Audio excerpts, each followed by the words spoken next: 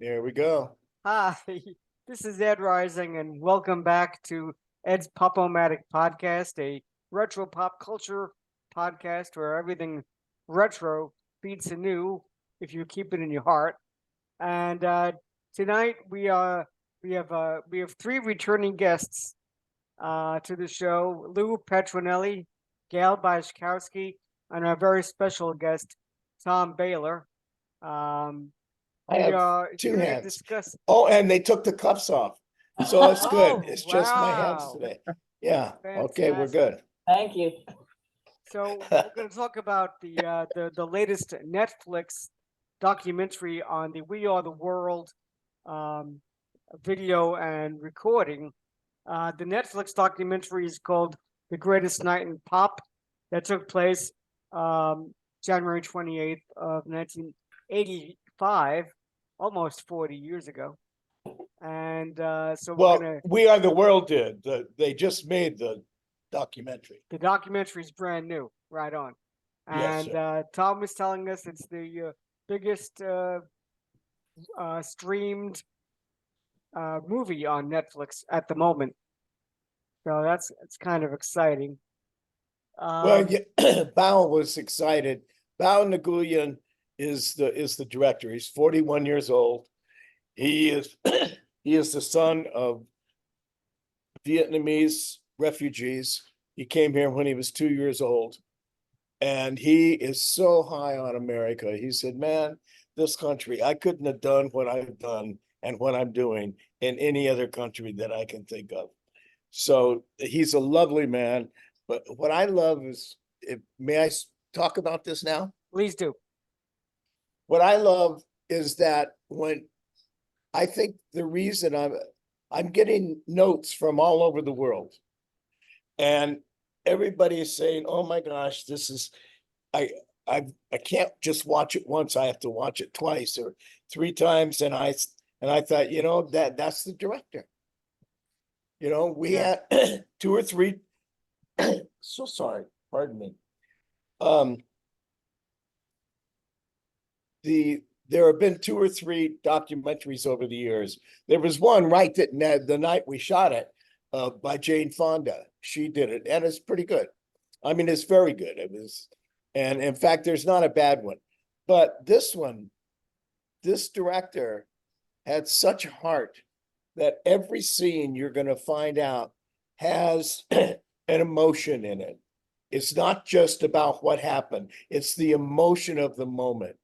And when you see people's faces, when they asked Dylan to do some what Quincy was calling the serious fills, the filling ad libs. Mhm. And and when you look at Dylan, he is a fish out of water, man. And the reason he is, if we think about it, the thing about the 60s, most of those artists made it in the 60s. Not all of them. Cindy Lauper came later. But the thing is that, especially in the 60s and the early 70s, most of your artists were groups. There were very few single artists. And Dylan was one of them. And he wasn't just a singer, he was a poet. He had when he burst on the scene, he was very special. So he always worked alone. He played guitar, played his harmonica, and sang a song. And it was usually the song had great meaning in it, whether it was about love or politics or the world or whatever. And but I don't think he ever sang with a group. And the look on his face showed me that he hadn't. Because even early on, when we're singing in the groups, and the one thing that I did, and I thank my fraternity for this, which for us was just a living group, I mean, but the reason they wanted me, there were 6 guys from my high school when I went to USC. And I had heard about fraternities and sororities. I was open, but it wasn't on my mind. And all of a sudden, there were 200 kids in my graduating class at high school. And all of a sudden I'm in a school with 8,000 people. And it was just amazing. And it was a beautiful campus, and there was so much tradition there and all of that. And but I was playing in the marching band. And there were 3 guys that were in fraternities, and they said, "Hey, Tom, you ought to stop by and see what it's like." And so I was doing that. It was just kind of like something to do. And one day this fella comes up to me while I'm down in the student union, and he says, "Are you coming over to the KA house today?" And I feel a hand on my shoulder, and it's Mike McAfee that I've known since I was 11 years old. And Mike says, "No, he's going to the Kappa Sig house." So off I go to the Kappa Sig house, and there are 6 guys that I graduated with. And they said, "Bahler, this is why we want you here. You're Mr. Music." In fact, they called me Brother Conductor. And they said, that was my nickname. And they said, "But we want you to get us singing well, because most of the sororities sing great, because women aren't afraid of that. They love to sing." And he said, "But to get with the sorority that we want to get with, we're going to have to sing our butt off, And I said, "Fine." So we started out, after the chapter meeting, I had everybody stay in there. There'd probably be 40, 50 guys there. And I said, "Okay, who's not afraid to sing? I mean, I'm not talking about your Sinatra, but you'll sing if the guys next to you are singing." And about 60% of them raised their hands. And I said, and who else? And what about who can't sing? And about 40% of the guys raised their hands. And I said, "Well, you believed a lie." And they're like, "What?" I said, "Well, we can all sing. In fact, we sing when we talk. So do this for me. Say, 'Fine, fine.'" They all did it, right? The same pitch. "Now go, 'Fine, fine.' Okay, connect those. You have a melody. So we can, 'Fine.' I mean, I didn't say it was pretty, but it's a melody. And so naturally we can do that. And I'm explaining to them, and I said, "I'm going to teach you how to sing in 4-part harmony." And they said, "What are you talking about, man?" And one of the guys says, "Why do we want to do this?" And I said, "Do you want to get laid?" And they said, "When do we rehearse?" It was that simple. So I did teach him. Loves a singer. Yeah. So now, like 50 years later, or whatever, 40 years later, you're doing the "We Are the World" thing, and you are the vocal arranger for that song. Yes, sir. Were you using that same kind of motivation in trying to direct the guys and women, the women and men in singing the song, that this is how you can, what? I didn't have to do that, because everybody in that room was a wonderful singer, But I'll tell you the reason I brought that up is because the way that I got into sing 4-part harmony was I had everybody sing the unison in the same octave, and then I sang them apart, and they all sang that in unison as well. And when the guy next to you is singing, it gives you confidence. Yeah. If you're singing one note and he's singing another, it's like, "Oh yeah, where do I go?" And this wasn't a music lesson. This was let's go get some dates. And so I had never done that before, but I just thought, this is a way that's bulletproof. They'll all learn it, and they'll all have confidence. Well, that's what I did the night when I was working with 46 people in the studio. Yeah. I said, "We're all going to sing the melody, and it's going to end up in octaves, but we're not going to sing it in octaves. We're going to sing it all." And I told them, I said, "If the person's standing next to you is singing, it's going to be easier for you." So we went through all the parts and all the things, one unison at a time. And I was very grateful for having done that in college, because I was totally confident and, because the one thing we didn't want to do is pause, because there were so many great artists in there, and a lot of them were used to producing themselves. Stevie Wonder, Diana Ross doesn't necessarily produce herself, but she knows what she wants, and she demands what she wants. Yeah. And it's not a bad thing. I love her, but I mean, and we figured if we had a few moments, Quincy says we have no time for umaras.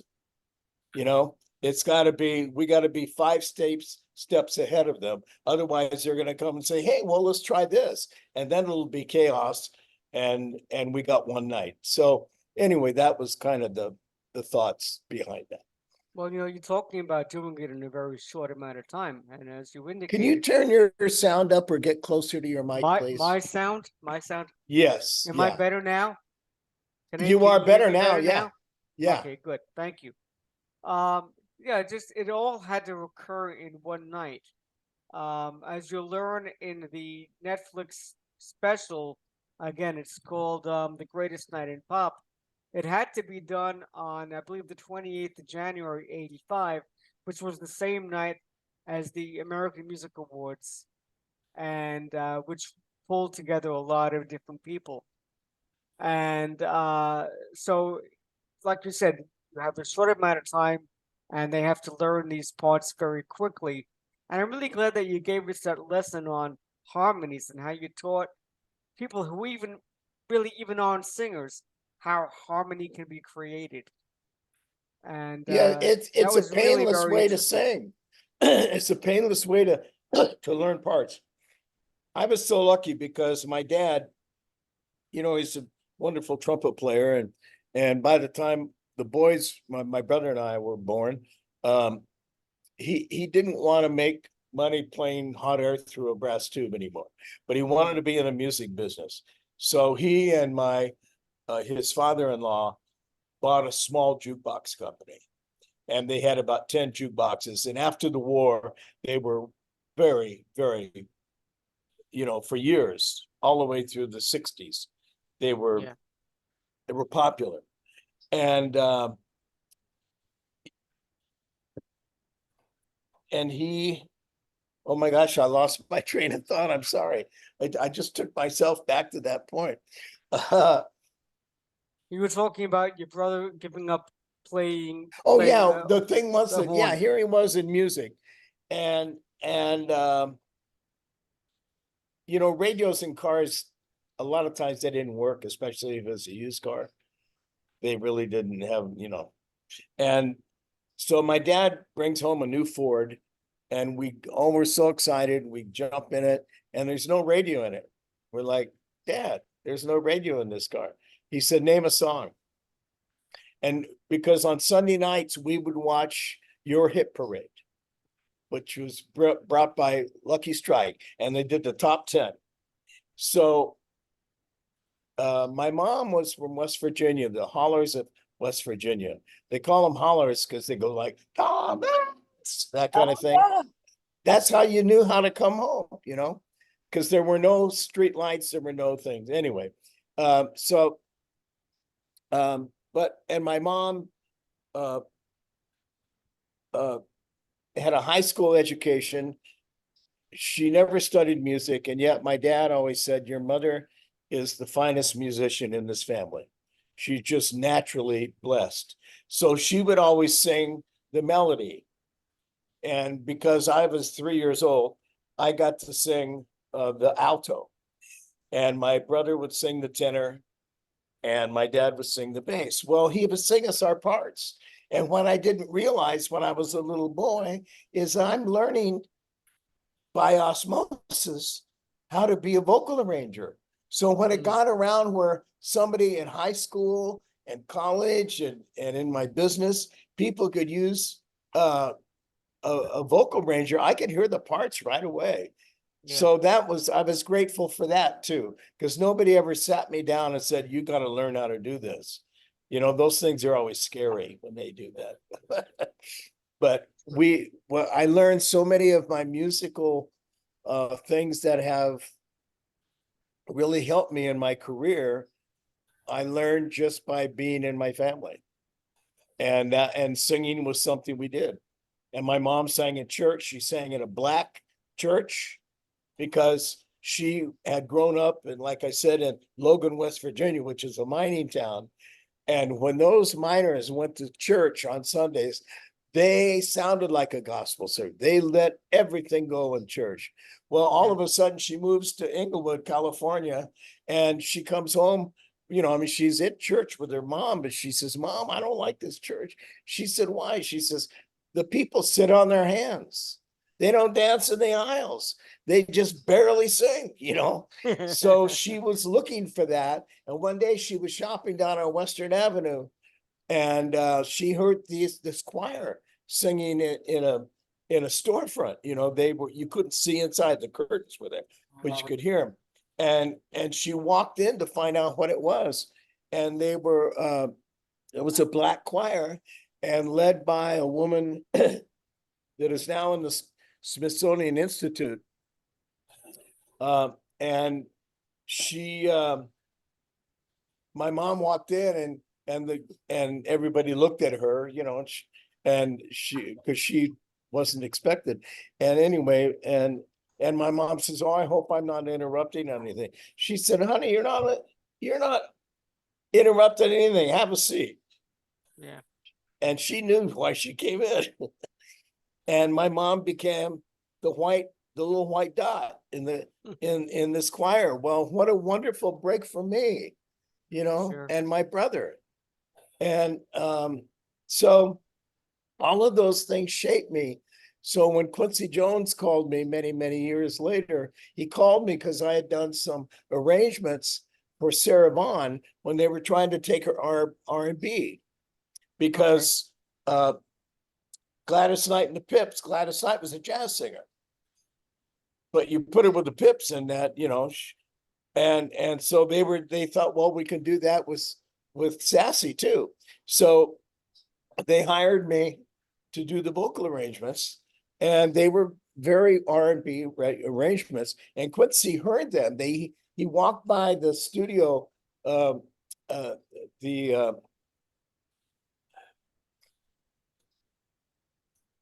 I'm sorry, the small room where all the equipment is, the booth. Okay, they walk by the booth, and a lot of times when people were mixing, they'd open the door because they're not playing it loud, and you can breathe. So they had this door open, and he just happened to walk by, and he stuck in his head. He said, "Who did those arrangements?" And they said, "Tommy Bahler." And he said, "Doesn't ring a bell. How could I reach him?" And they said, "Well, he's with Arlen's." We had different answering service. Well, he happened to be with Arlen's too. So I'm in the middle of a date at Western downtown, or I mean Hollywood, and if you're singing, they wouldn't bother you. They just bring in a note and give it to the engineer. And so when we go in to listen to the song after we did a take, they say, "Hey, Baylor, here's a message for you."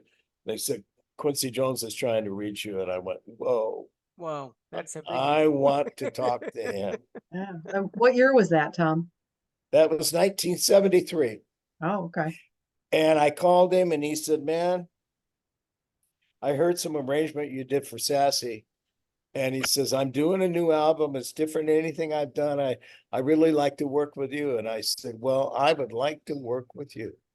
So he said, what are you doing after, where are you?" And I said, "Well, I'm at Western right now, finishing up a gig." He said, "Well, I'm just out in Bel Air. Why don't you come?" Or I mean, he was in Brentwood then.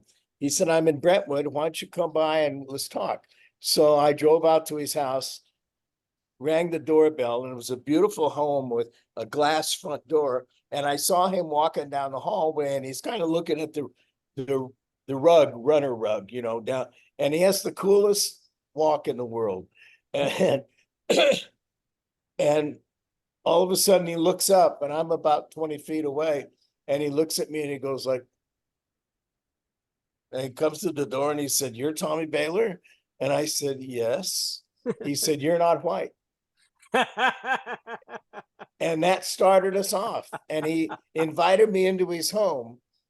And most of the time, I was used to when you either meet a new client in the studio or in their office. And if you go to their home, they bring him into the living room.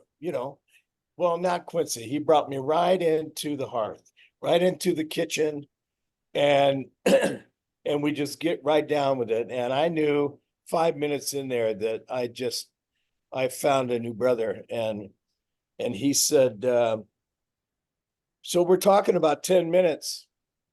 And he says, your mama must have given you an overdose of Nadenola. And I said, Nadenola? He said, yeah, it's a bleaching cream that Black people wear to pass as white. And he says, you're passing, motherfucker.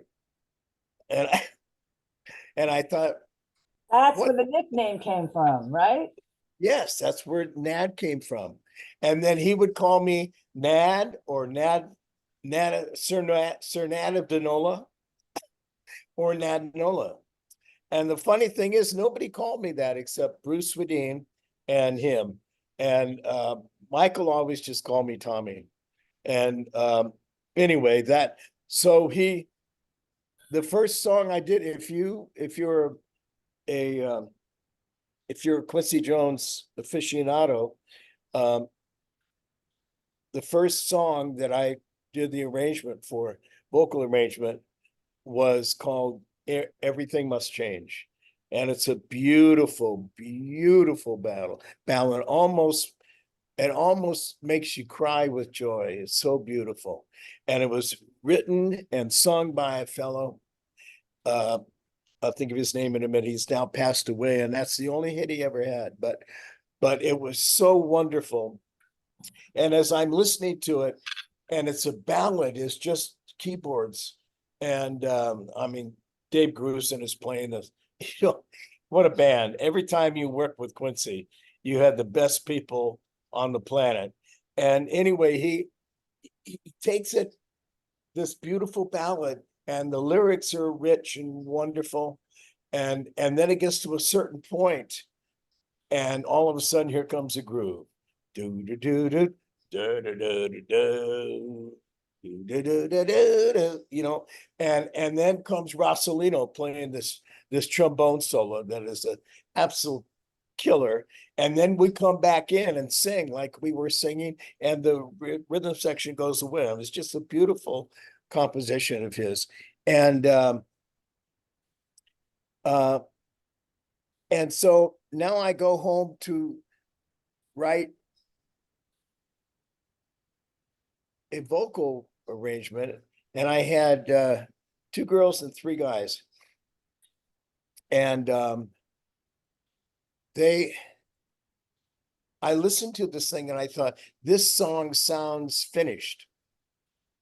A lot of times I can hear a song and go, oh yeah, you need voices here, and blah, blah, blah, blah. This sounded finished. So, but I thought he wanted me to do voices, so I can't not do voices. So what I've heard myself saying to me was, stay out of the way. And so all of our vocals on that are unison, or they may be octave union or answers, but I never introduced parts in it. And when This Quincy is on heard the that, song. Let me he just ask you to flipped go out. back a second, Tom. This is on the song "Everything Must Change." Yes. Okay. Would that have been recorded by Nina Simone? No, what Or she was it did another it, but version? no, but I'll tell you who did it, who wrote it. Bernard Eigner. Okay. Bernard Eigner, Ighnner, I think. Okay. And it's Bernard, Benard, Bernard Wagner. Okay. And yeah, I think it got covered by quite a few people because it is a beautiful song. The lyric, Yeah. and if you listen to it, it is absolutely gorgeous. And Quincy loved my arrangement. And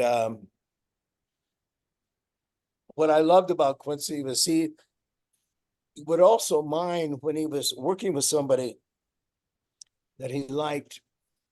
He would ask you a lot of questions. I found out I was a trumpet player, and I had played trumpet all my life, and he was a trumpet player. So that brought us together. And then we both write. And I said, "Hey, Q, man, do you wake up in the middle of the night with songs in your head?" And he said, "All the time." All the time. And I said, "Do you write them down?" He says, "Hell yes. Otherwise, I'll go to Mancini's house." Hey, by So the way, that was it Randy I'm Crawford the sorry. name of that artist? I'm Randy sorry. Crawford, does Randy Crawford ring a bell?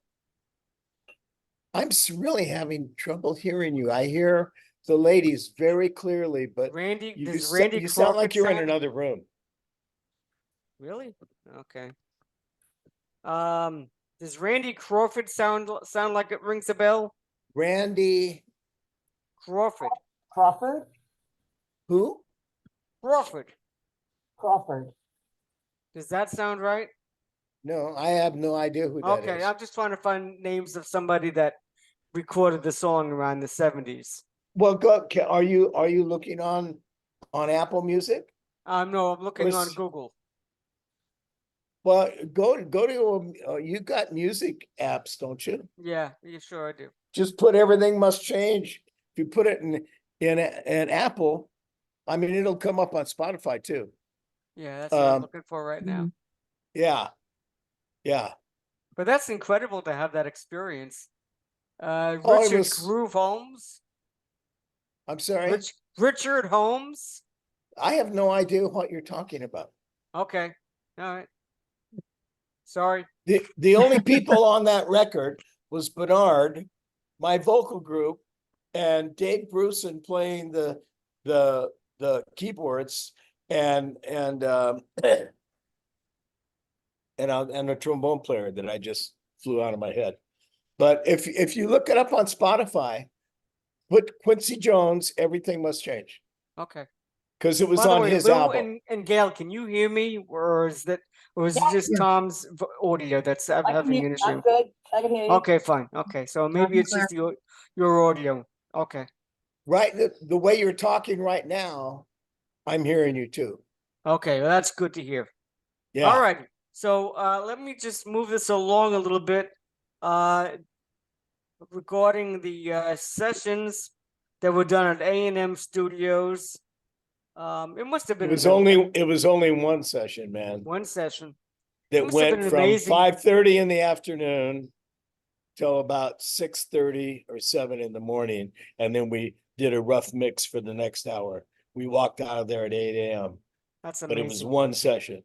That's Mhm. amazing. And to be around all those artists, Yeah. it must have, I mean, for a neophyte like me, who is not in the business, to be in the room with all of those people, it must have been mind blowing. But you've worked with many of those people over the I worked with years. about half of them, and also I learned a long time ago that no matter who they are, they're human beings. And if you treat them, especially, I'm a gusher, so when I meet somebody who I loves their singing, I tell them, "Man, the way you sang so and so," and I give them an example, because then it registers with them. They're not just thinking about you're just blowing smoke at them, Yeah. So for me, I mean, I worked with Tina Turner. I worked with Billy Joel, did a whole album with him. I worked with Willie Nelson. I worked with Dionne Warwick. Um, there are more than Daryl Hall. Daryl Hall, I did an album with. I mean, it was just most of the and of course, well, I met I met Kenny Rogers when I was 18, Yeah. because we used to sing at the Troubadour. A lot of these people came out of the folk music, Right. and so I knew a lot of those people for a long time. But Can you even share any so, stories about Kenny Rogers? about Kenny Rogers, About you working with him, early in those early days. he was real. He was really when I first started doing backgrounds for him, I forgot the name of the group, but he had hits with, like I know. Ruby, Don't Take Your Love to Town. I think it was Ken Rogers in the first edition. Is that it? That's it. Thank you. How do I Well, know because you're smart. that? The Jimmy Bowen was producing him. And Jimmy loved my brother and me as singers because he knew we could kind of go wherever and we never complained and we were just showed up on time, and that's the best way to get work. So anyway, he brought us in, we met him there, and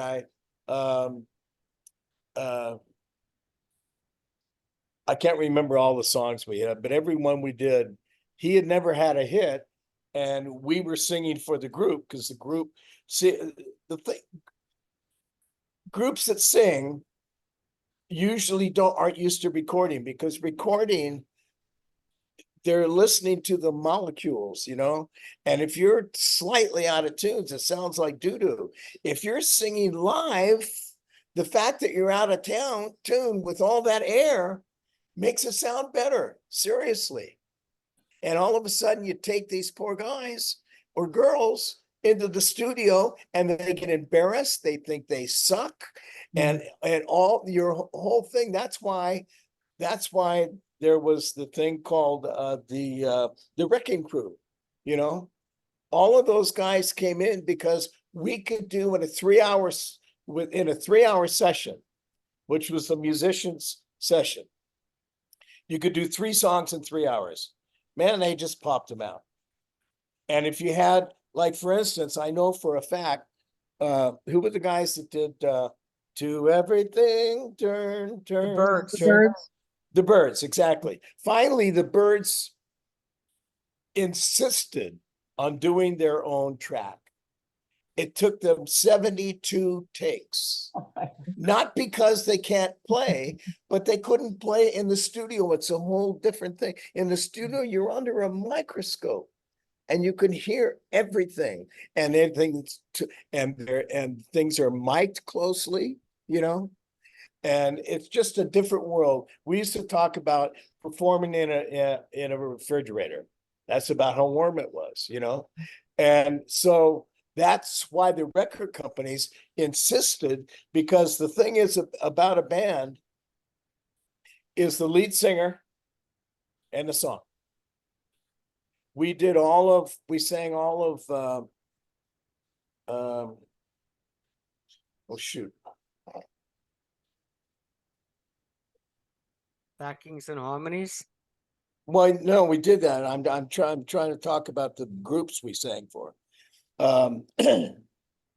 Some about, oh shoot. Well, there's a particular story with the Monkees I'm going to bring up. And Well, you we worked used to with- sing in their ears, though. Those guys could sing. Those guys could sing. But again, they were performers and they weren't used to singing in the commercial. So and you know what, they were very nice about it, because we sang into their ears. And it pulled their pitch. That was just a normal thing. When somebody sings at you, sing the same thing. So that was that. But with the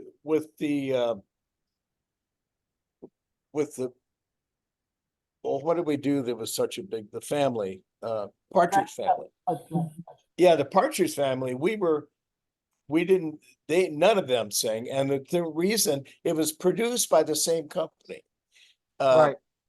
And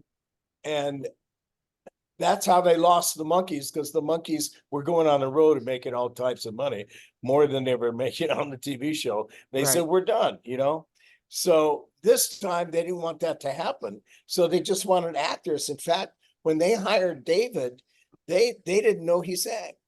Right. And we were the Love Generation, basically, is who they brought in. And we had sang one of their songs, a song that they ended up using, and it ended up being the first song they did. So those things were just, so we had a lot more say in that, you know what I mean? Yeah. There weren't any, we were the artists, and Right. we loved it. That would have been Let the Good Times In. Yes. Was Yes, used in the first episode of the series. thank Let me you. just get back to the monkeys a second, because Oh, you were yeah. making a comment earlier about how, there was only so much time. And when the birds came in and they wanted to do their own playing as well as singing, it took so much time for them to do. When the monkeys were making their headquarters album, they wanted to get away from the idea that the monkeys were not actually playing or singing on their records. And this was a big issue with them and their credibility. And so they took the album headquarters, and Gail, you probably know more about this than I do, but apparently they took control as producers, or they found their own producer. They Right, did their Chip own Douglas. playing, Yeah. right? You want to finish the story? Oh, well, I think Mike Nesmith brought in Chip Douglas to produce and arrange, and I think I don't think Chip had done any production work before, but they knew each other, I guess, from the folk scene and the Troubadour or wherever, and so it worked. And honestly, I think it's a terrific album. It's a terrific effort, but there are a lot of stories about 50 takes on a song, and Mickey was a Yes, brand new, relatively untrained drummer. And I think he yes. has said that he had to, in a couple instances, they could not get one complete take, and he had to edit things together to get the song produced. So in terms of the effort, yeah, and the time involved, not every group can do that. That's, time is money, studio time, everything. And I can understand why the Wrecking Crew and others professionals would come in, at least, to augment things, move things along. Well, they didn't know. The lead singer was the important thing. He came in and sang, and a lot of times we sang live with them. We were still recording live. There are all different ways of doing it, and I'm not saying that what the fact that the monkeys did their own album, I sure turned out well, and I hope they didn't get killed with the studio. You know what I mean? Because studios were expensive then. And Right. that was really what the record company's looking at. Man, we get in and do 3 songs in 3 hours, and we're out of there. Right. Well, and they knew it would sell a gazillion copies, and it did. So Exactly. they made it off on the sales, but yeah, That's why there, to me, is nothing wrong with them. It's just that they had to go to their record companies, say they either change record companies or they said, we're gonna do it this way or else. And that's cool. I mean, I take my hat off to them because they were very good. But that only lasted for like that one album, and then they had the Wrecking Crew and so forth back making the backing tracks for them after that, because it they just kind of wasn't moved enough into a time. hybrid where they performed some things, and then they used studio musicians for some other Right. instruments, and yeah, Half and half kind of a thing. yeah. All right, great. So let's talk about Tina Turner. Now, Tom, you told us that you worked with Tina Turner. I love Do you remember Tina what Turner. album it was? It wasn't an album, it was a TV show. The fellows who Steve Binder, who directed the Elvis 68. Elvis 68. I became friends with him on that. I love people, so I guess that helped me in my career, but I never thought of it that way. I just, if I like somebody, I talk to him, and I really loved. He was brilliant. And then Mike Post and he were partners on this new Mac Davis show, which was a variety show, and variety shows were basically run by the agencies so they can run their stables through when they're not working to keep them in front of the public. That was a very smart thing to do. And so they called me and said, hey man, and I had met Mac because he was being produced by Jimmy Bullen too. And he was one hell of a singer and a real good guy, really just down to earth, no BS with him. And we used to record at TT&G most of the time. I still remember meeting him, but he's a lovely guy. And so they said, we're doing a TV show.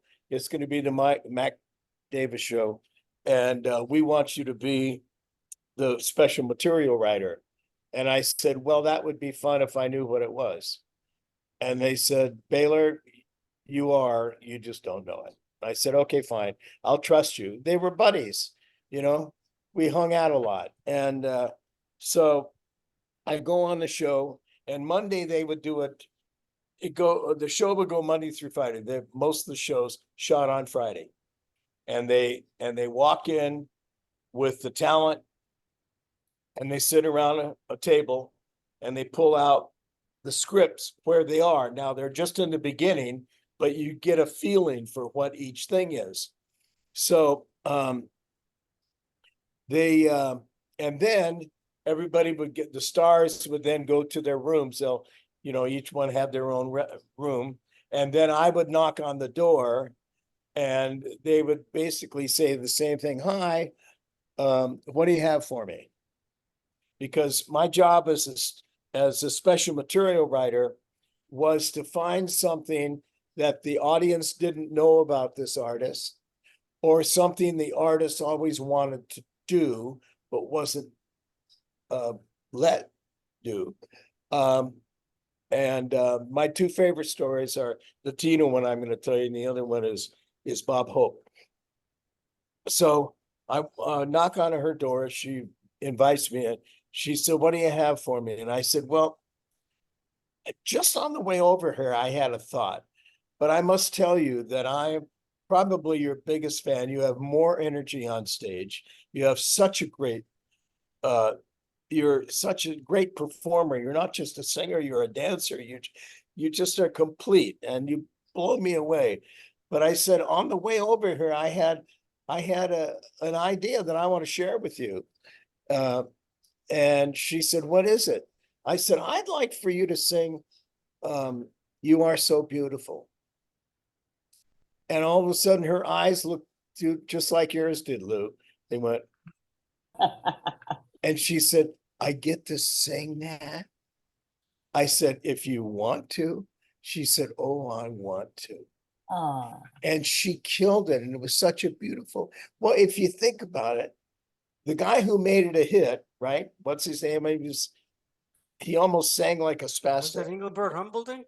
No, no, no. That's I could ask my husband. He that's knows- Vegas stuff. My husband knows everything. He might know.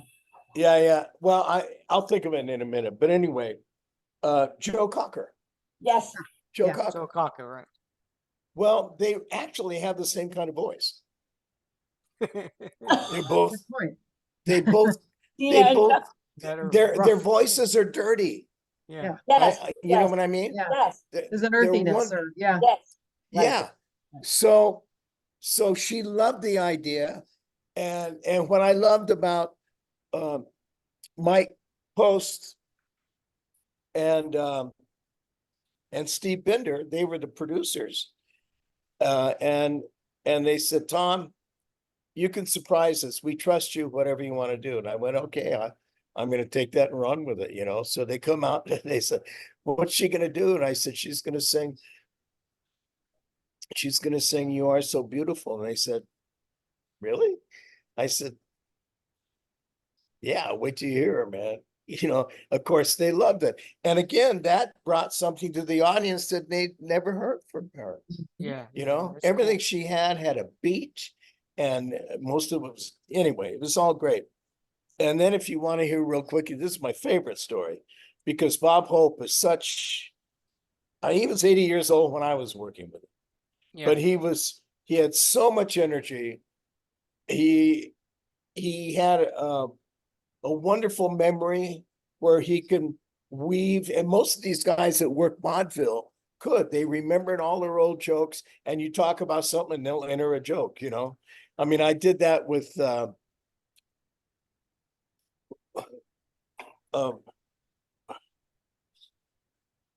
guy that used to smoke the cigar all the time, and he was Oh, George they Burns? yes, George Burns. I George love Burns. George Burns, and I love these guys from the old shows because on time for them was 20 minutes early. You know, if we had a 2 o'clock rehearsal, man, I could set my clock by George Burns and walk in 20 minutes before. What are we gonna do? You know, and just cool as they could be. And, and George, so it was just the two of us in the room. And I said, George, when you're home, what's a typical day for you? He said, well, I like to get up early. I get up about 5 or 6. I pay the, I tip the paper boy to throw it on my porch. So I open the front door and there's the paper. And I take it into the dining room and I spread it out. And I go to, I go to the, what's the page when the people have died? Obituaries? Yeah, you said I go to the obituaries, and if I'm not in it, I shave. My father stole that from him. He used to say that all the time to me when I was a kid. Exactly. Well, it's a great joke. Yes. It's a great joke. Mm. And also I remember I did a live show with him one time, and it was a big corporate show, and it was held at the Shrine Auditorium. There's 6,000 people there, and they're all company people, you know, it's for Anheuser-Busch. And anyway, he comes out and he's talking for a while. He said, you know, I could use a glass of water. And this beautiful girl comes out with a glass of water, hands it to him. He says, thank you very much. And as she walks off, he says, I wish she were a little bit older. I'd like to go out with her mom. So he just had all of these things. Well, anyway, so Bob Hope, we have a table reading, is another show. And I go in and Bob says, what do you have for me? I said, well, I just, and this is what would happen while I was going to their office, I would get these, and I trust my instincts. You know, so when something comes to me, I'll at least bring it up to them, that like I did with Tina, and she loved it, you know. I said, well, you know, there's a whole deal. This was in the 75, I think, and Mac Davis was getting a divorce from his wife, and it was very famous because his best buddy ended up with her, because he invited him to come live with them, and then anyway, it was tough. But the producers felt that we're in the 70s now, we can't sweep that under the rug. We've got to deal with it some way.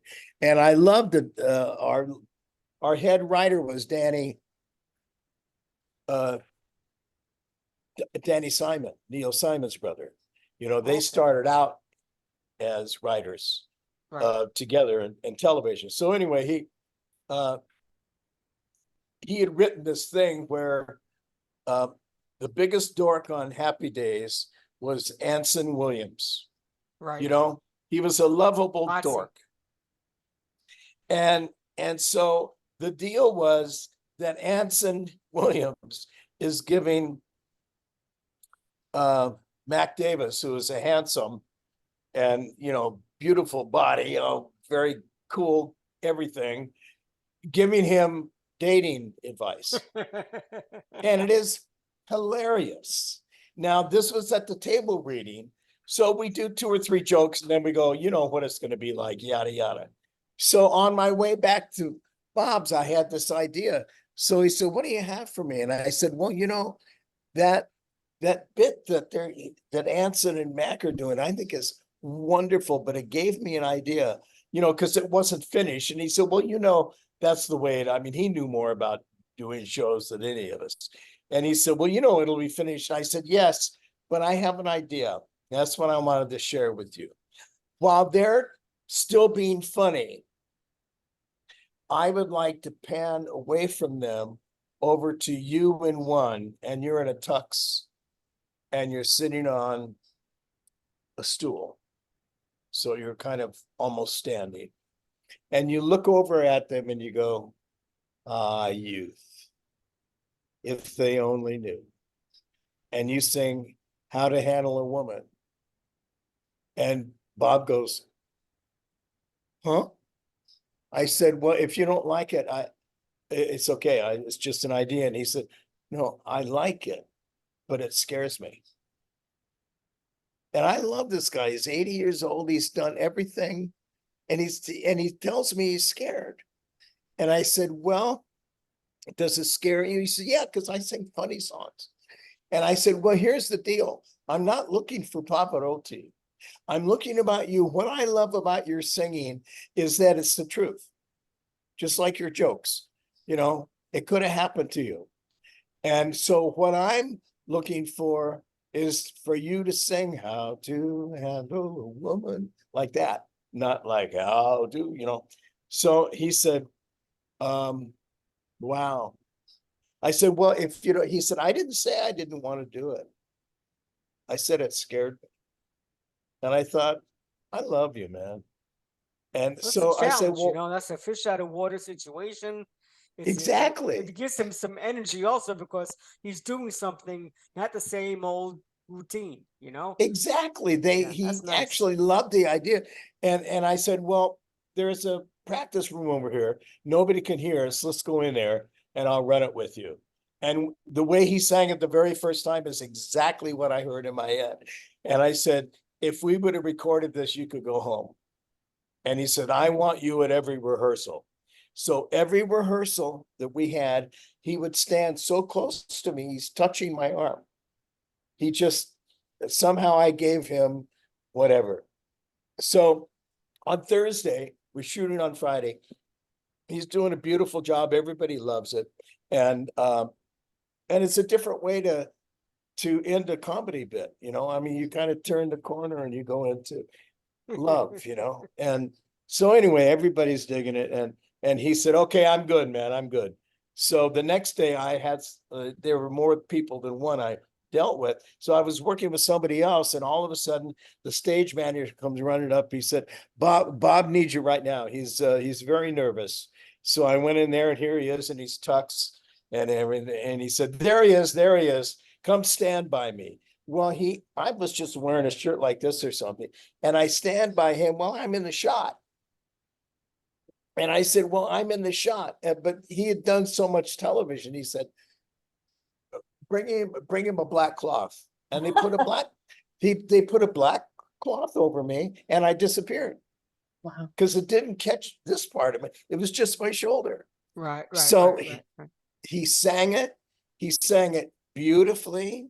And at the end of it, I looked at his face and he looked like an 8-year-old boy who just hit his first home run. That touched my heart. He was so grateful, and it seems like the bigger artists that you work with, the more human they are. Because that's what they're sharing with themselves is who they are. That's incredible, to have had that relationship, to work with a guy like Bob Hope and to have that kind of effect on him. That's wonderful to be able to hold on to that,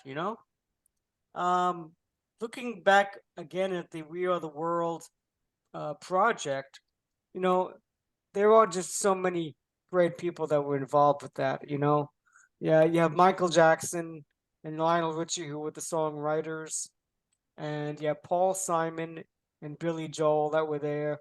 You have Stevie Wonder. And Stevie Wonder is a great story that they tell in the documentary about Stevie Wonder and Bob Dylan. And I don't want to ruin it for anyone. I want people to see this documentary. Yes. Has everyone seen it? Gail, have you seen it? I haven't seen it yet. No. Oh, okay. Then I don't want to make too many comments because I wanted to comment about how much it really enlightened me about how human everybody was and how they were nervous and how you brought it all together by, in one part, say you sing this note, you sing that, and bringing 3 people together in one segment. It was beautiful the way that just happened, the way it materialized. It was, You know how they got that way? I don't think I told you this before, but normally when a singer goes in the studio, they go into the booth, which is a womb, alone. And they learn the song, then they go out in the studio and sing it. Well, we had 46 people. You couldn't do that. There's not, and that's a big That's a big studio, but it wasn't big enough. So we had to learn the song outside, which is a different thing for all of us. And wherever you look is a star, wherever you look. And all the stars are doing the same thing. So I felt an unsettled mood, not a bad, it was very neutral. I felt no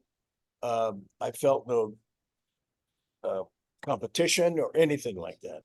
But they were just kind of like, whoa, whoa. So we start singing the song, and I said, first of all, I'm just going to play you the track. And Michael had come in earlier and sung the song, and he didn't put any nuances in it. He just sang the song perfectly. So I said, just sing it like Michael sings it, and we'll have it down. And by the way, you don't have to sing it the first time. Don't rush yourself. I gave them all their music, so they had the lyrics on there. Some read music, some, didn't even read lyrics. But anyway, but I said, we're just going to keep running it, and we're going to get it by osmosis. So we did it over and over and over and over and over again. And because the song's 7 minutes long, it took them a while to rewind it. And so while they're rewinding it, I don't know, 8th, 9th time, all of a sudden, because we're looking out for certain people that might interrupt us, and Diana was one of them. And Diana is walking over toward David Hall. And, I see you changed this. Oh, okay. Okay, so Sorry. anyway, Never mind. we, While you talking, I'm just trying to put some pictures up. I apologize. okay, so we are, I said, sing it when you feel like singing. And if you don't feel like singing, there are 40 people here, nobody will know, So and the other thing, we're singing everything in absolute unison. So eventually it'll be in octaves, but we want everybody to sing each part. And that goes with the octave melody too. So that's what we're doing. And so it's pretty easy. Nobody's nervous. And all of a sudden we're doing, it took a while to do the rewind, maybe the 8th or 9th time we listened to it. And Diana walks over to Daryl Hall, who happened to be standing right next to me. And she's got her arms open like this, like she's holding a Bible. And she says, Daryl, I'm your biggest fan. Would you please sign my music? And all of a sudden, we all looked around the room, and it was like, whoa. So the next 45 minutes or more, we all signed each other's music. Now, what happened during that, and at the end of it, by the time we signed everybody's music, we were family. We were no longer a bunch of people in a room that were being admired by everyone, but we were family. And they were like, and Quincy comes out and he said, let's start chopping wood. Yep. That's Quincy's way of saying, let's go to work. I love the way that he turns a phrase. Yeah. He's just the best. Did I ever tell you what he said to Tyra Banks? No. The beautiful, pardon my language, but he talks like this, when Quincy says it, it doesn't sound like when white people like me say it. She was his date. And I think that was the night that he produced the Oscars. So we're at the after party and we're sitting at this big table and Tyra Banks is sitting there and she looks gorgeous, but there are 8 or 9 people around. They're all part of our group. And all of a sudden, out of the blue, Quincy gets a serious look on his face. And he looks at Tyra till he catches her eye. And he says, you know what's wrong with you? And she's like, just what you just did, Lou. Like, Keep doing that. what? Well, your eyes get big, And he said, not a motherfucking thing. What a beautiful way to complicate a woman. I mean, to compliment a woman who's probably been that she's doesn't even hear compliments anymore. Mhm. You know? Yeah. Anyway, it was so beautiful. And to see her glow once he said that, because she was scared. The way he said it, he was very good. He was, you know what's wrong with you? It was like, whoa. Anyway, It's pretty that's amazing. that's Quincy. She must have been pretty young then, right? Because she was younger, right? Then? Oh yeah, yeah. And she was probably still modeling, yeah, because now she's huge. Now she's, you know. She's big girl now. Oh, no, she had her own show, you know, she had. Oh yeah, and that's what yes. Model, Yeah, she did. Yeah, no, she was still working back then. Right. Anyway, Tom, so do you have any recollections on Ray Charles? oh my gosh. Well, the thing was that I worked with Ray before I knew Quincy. You know, his recording of Oh Beautiful, right? America the Beautiful. Yeah. It's an iconic recording. And I'm working over at Conway, which is and I get this thing that there's a gig for one song for who were we just saying? I'm sorry, I'm getting mixed up today. Huh? Ray Quincy? Charles. Yeah, Ray Charles. Right. Ray Charles, one song. So the way our union works, you get paid for two songs, even if you only sing one. So that usually gives them time to, you know, they'll usually use that time up. So anyway, we get there and Quincy Jones is the arranger. There's a band, live band there. And there are about 15, 16 of us singers. It's more like a choir than a group. And it's all written out and Quincy did the arrangement. And we start singing it and we sing it over and over. And he's singing and playing the organ. And it was an 8 o'clock gig. I figured we'll be out of there at 10. We got out of there at 4 o'clock in the morning. And the thing was that the way that Ray does things, he knows, like Michael knows.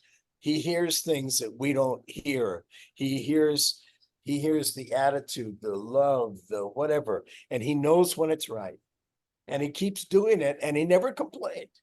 You know, like that was flat. I mean, none of that happened. It was just, let's do it again. Let's do it again. I love it. It sounds great. Let's do it again. And some of the singers that don't understand these things, I think it was good that I grew up as an instrumentalist because sometimes I notice that singers and instrumentalists sometimes look at things differently. Anyway, some of the singers are going, God, it's one fucking song. Can he get it right? And I thought, oh man, have you got some stuff to learn? You know, so we get out of there 4 o'clock. Well, that song is iconic. It's played everywhere. And that's where I loved Ray. And I still didn't know him yet. I met him later because he and Quincy were best friends. And but that was a wonderful night to see how a person like him just keeps doing it. And it's like keep painting it until it looks like what you have in your head, you know? Yep.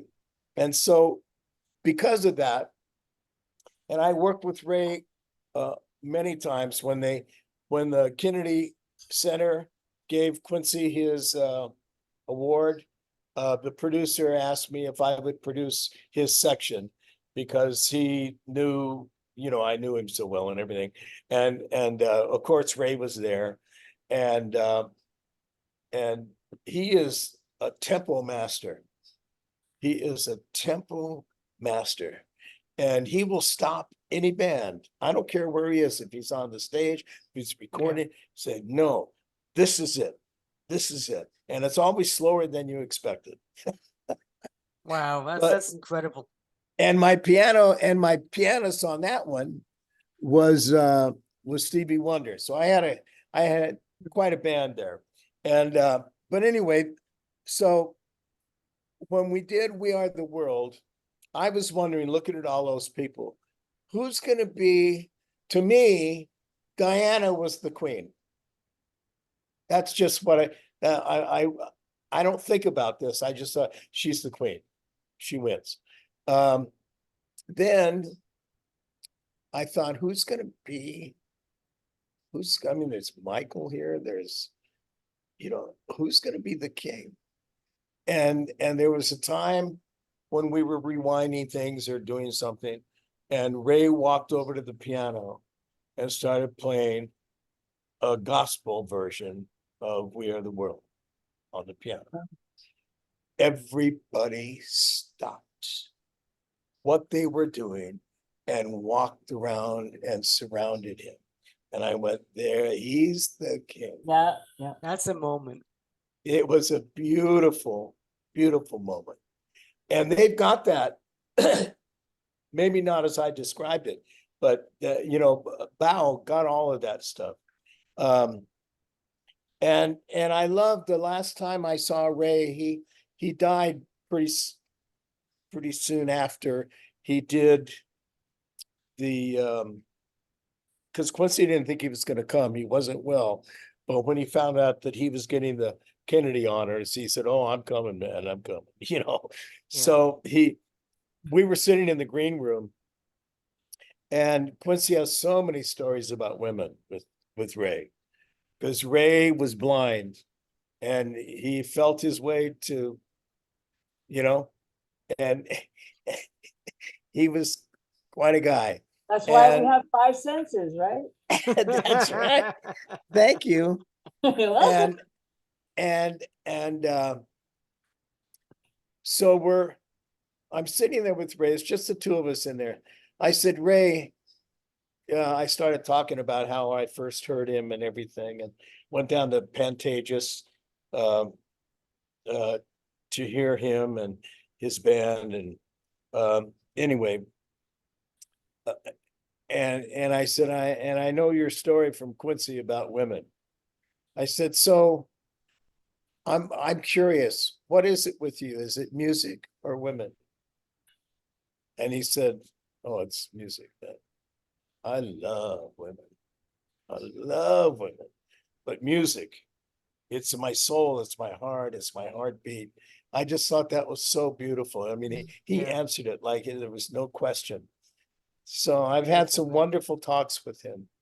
He's a marvelous man. And actually he got Quincy, I think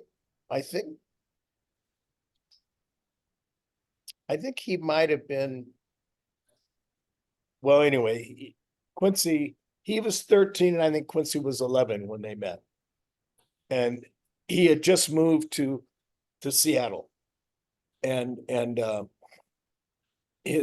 Quincy's dad was a carpenter.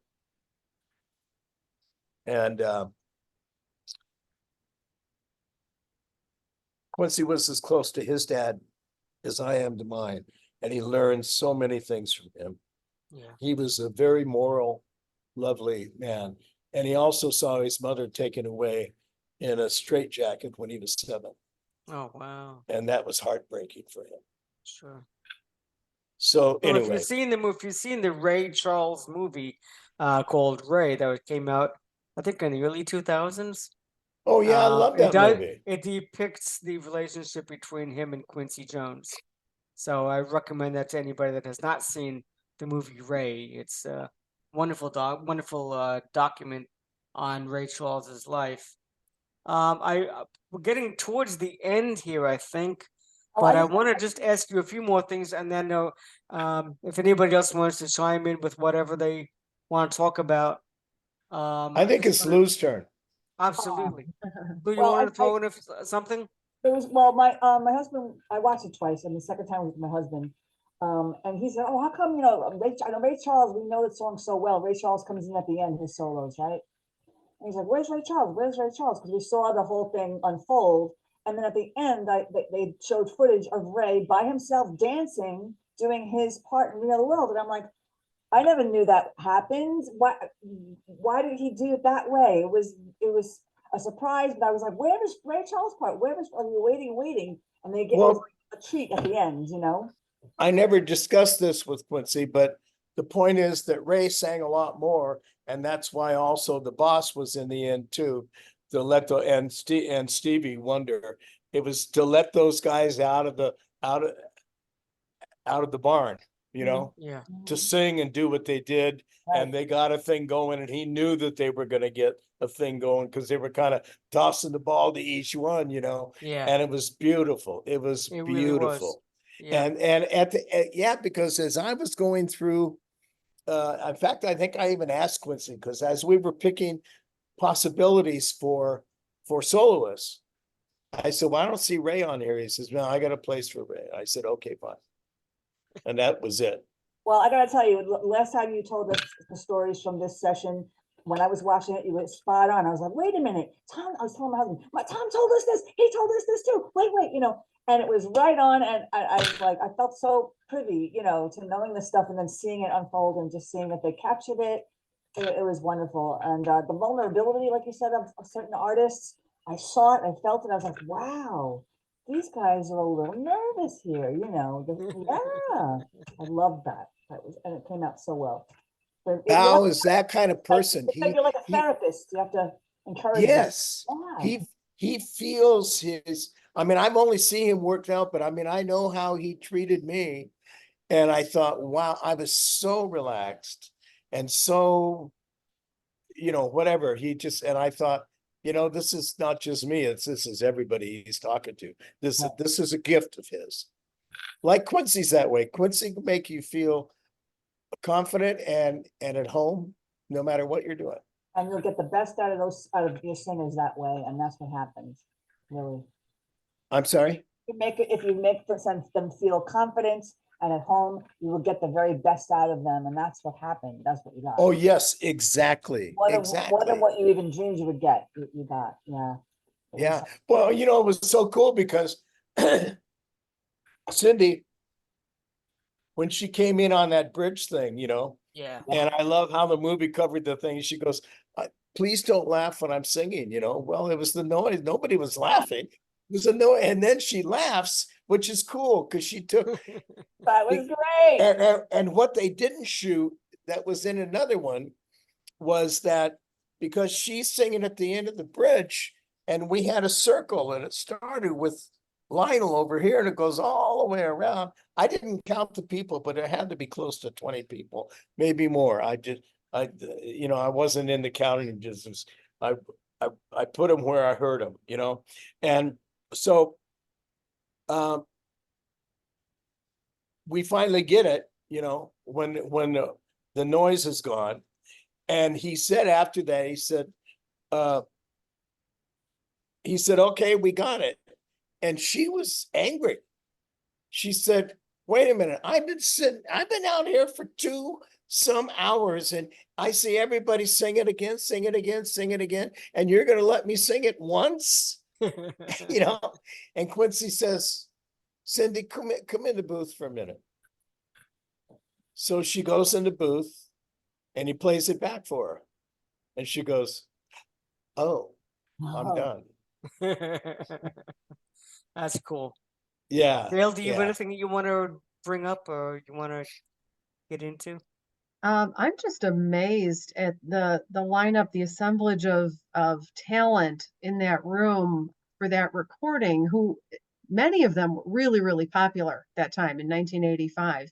And I'd have to say every one of them it is a legend to this day. Many of them still active in the recording industry, which is phenomenal.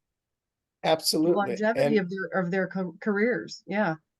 that was a combination of Ken Cragen. Ken Cragen, I met on the Smothers Brothers show. Maybe I mentioned that, but that was my first big gig in 1967. And I meet this guy and he's not that much older than me. And we just liked each other. We kept that friendship going and I kept running into him. And there's a beautiful picture. In fact, I'm going to send you guys a copy of it that, you know, you see all that picture that you had up there where they're all standing around and they're taking a long shot. Well, Ken saw them doing that. And he said, Umberto, Tommy, come on in here. And so we we kind of knelt or on our haunches in front of all that same group, and they shot it again. So Yeah. there's a picture with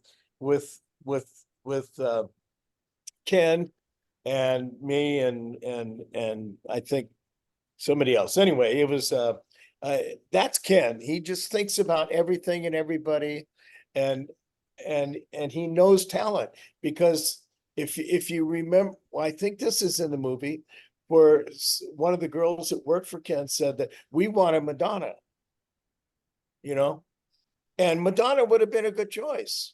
She would have been fine, but and Ken wanted Cindy. But you would have, And you would have made Madonna work wherever she would have fit. I Yeah. love Cindy. I love her voice. But Yeah. I've never been a Madonna fan, but had she been there, we would have weaved her in there and it would have been great. And Yep. here's maybe this happened a lot. She may have been on the road. She may have been, because the boss was on the road, but he was getting off the night before, but he had never flown home, but he did it.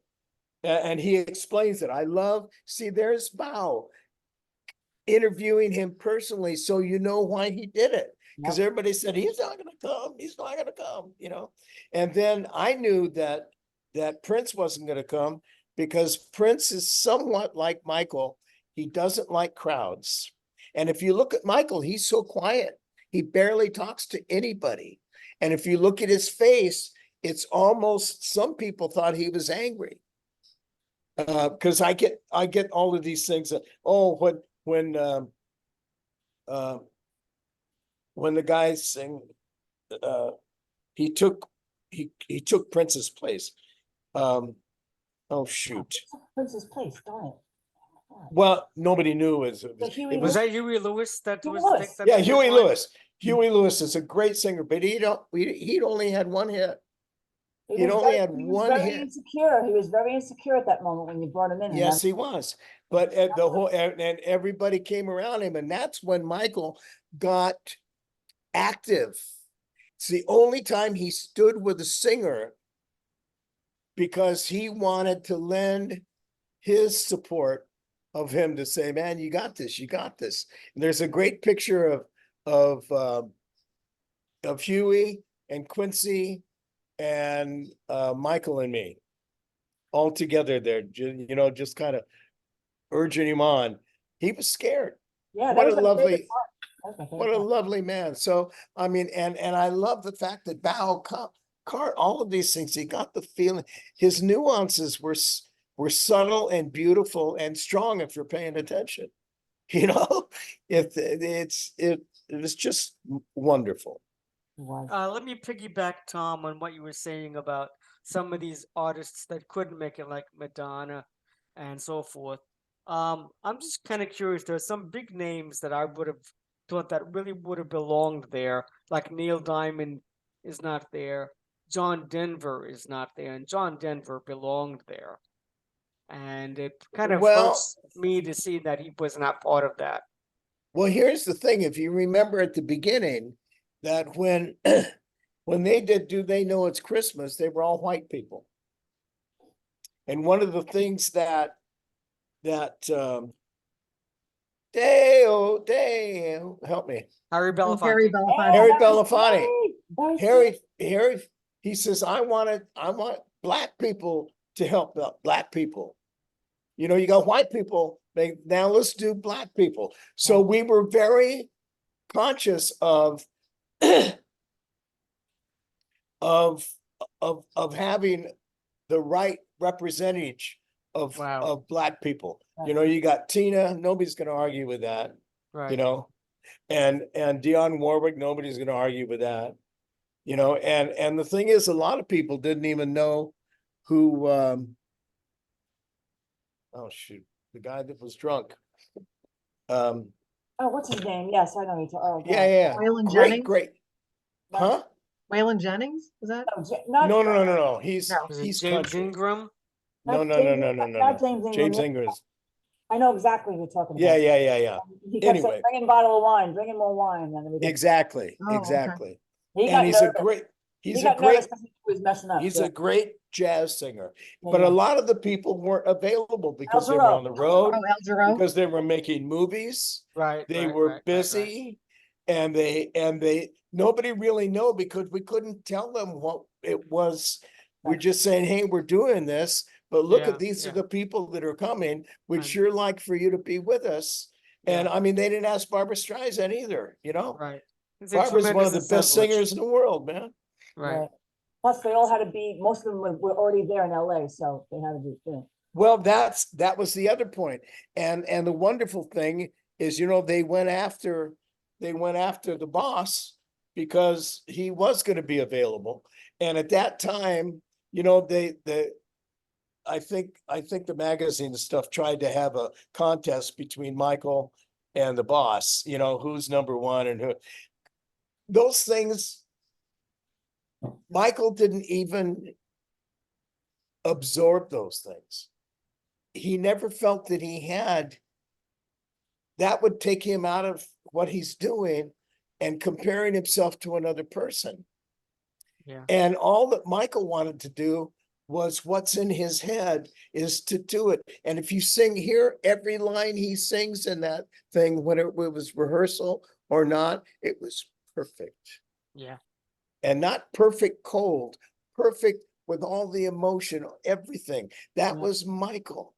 Yeah. And yeah, I do know that Linda Ronstadt called Quincy, because I think she was a neighbor or something.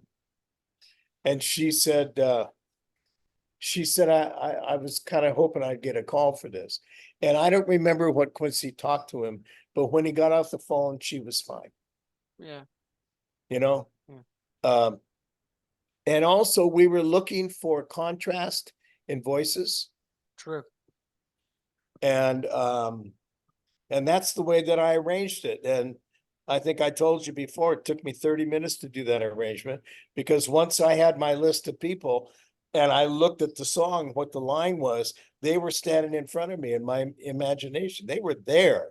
So I just thought, well, if you're there, I'm not going to argue.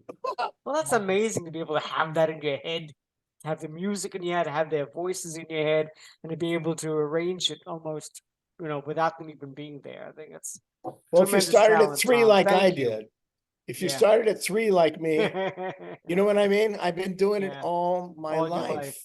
But that's Right why they on. call it art. It's art. That's right. Yeah. Well, That- I want to thank you, Tom. I want to thank you, Lou and Gail, for being here tonight as we talk about the greatest night in pop Netflix documentary. Check it out. Based on the We Are the World, USA for Africa single that came out in March of '85, with virtually every artist that you could think of being part of that. It's a great record. I have great memories from it. My mother, in particular, always enjoyed the part of watching that video. And my God, back in the day, back in those days, you had MTV and VH1 and so forth playing all the time. And so the Yes. video played over and over again. And every time my mother saw the video, she would get all excited and she'd say, "That's Harry Belafonte!" You know? So things like that, we all really enjoyed it, and it means a great deal, and it made a lot of it paved the way for a lot of money to be made for the people in Africa, Right. and that's the most important aspect of it. So, anybody want to have a famous words there? Or I just want to say thank you for having me. And it's fun. I really enjoy being with you. Oh, Thank and you, Tom. also for you. Thank Really, you for it's coming great. back. When Ed told me you were coming back, I was so thrilled. I was like, oh, he wants to hang out with us again? I do. Thank you so Well, much for your generosity. Thank you. Thank you very much, everyone. I appreciate you right back listening at to you. and watching Ed's Pop-O-Matic podcast, a retro pop culture podcast. Check us out on Facebook. Check out Ed Rising on Facebook. You can check out the videos for the Ed's Pop-O-Matic podcast on YouTube, and so we're there, and we're also on Spotify and Apple Music and all kinds of other streaming services. I want to thank you very much for listening and watching us tonight. My guests, Lucille, I call you by your full name. I don't care. Gail and- We're family. Thank you for a great job. Gail and our very special friend, Tom Bahler, for joining us tonight. Thank you very much, everybody. Good night. Thank you. Good night. Thank you. Good night. Thank you so much.